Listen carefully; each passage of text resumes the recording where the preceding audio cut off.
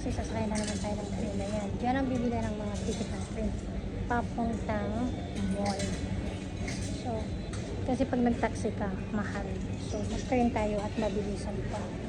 So, ayan. So, dito tayo guys, maghintay ng train.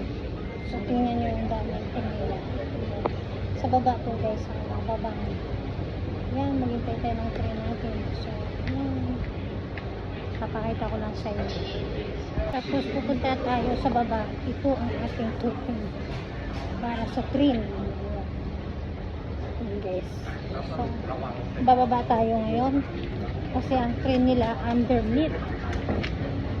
So, ayan. Ganito ka-display ng mga tao ito. Kailangan mag-line ka. So, hindi katulad sa ating tulakan pero dito din. Ayan guys, bababa na tayo at sasakay ng train.